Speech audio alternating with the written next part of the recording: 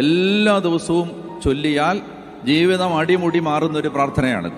മക്കളെയൊക്കെ മനസ്സിൽ കണ്ടിട്ട് മക്കളുടെയൊക്കെ പേര് പറഞ്ഞിട്ട് ഈ പ്രാർത്ഥന മാതാപിതാക്കന്മാർ ചൊല്ലണം. നമ്മുടെ ജീവിതത്തെ മുന്നിൽ കണ്ടുകൊണ്ട് നമ്മൾ തന്നെ പറയണം. ഈ പ്രാർത്ഥന വളരെ ശക്തമായ പ്രാർത്ഥനയാണ്. ഈ പ്രാർത്ഥനയുടെ ഒടുവിൽ അവസാനത്തെ വരി ഇങ്ങനെയാണ്: അവൻ്റെ പ്രാർത്ഥന ദൈവം കേട്ടു. അവൻ്റെ പ്രാർത്ഥന ദൈവം കേട്ടു. കേട്ടു എന്ന് ബൈബിളിൽ എഴുതി വെച്ചിട്ടുണ്ടെങ്കിൽ ഇത് ലോകത്തെവിടെ ഇരുന്ന് ആര് പ്രാർത്ഥിച്ചാലും ദൈവം കേൾക്കുന്ന ഒരു പ്രാർത്ഥനയാണിത്. അപ്പൊ അതുകൊണ്ട് എന്താണ് അവന്റെ പ്രാർത്ഥന? അവൻ ഇസ്രായേലിന്റെ ദൈവത്തോട് പ്രാർത്ഥിച്ചു. എന്താണ് പ്രാർത്ഥന? ദൈവമേ, അങ്ങ് എന്നെ അനുഗ്രഹിച്ച് എൻ്റെ അതിരുകൾ വിസ്തൃതമാക്കണമേ.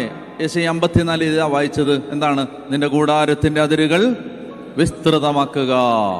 ഇതാണ് അവൻ പ്രാർത്ഥിച്ചത്.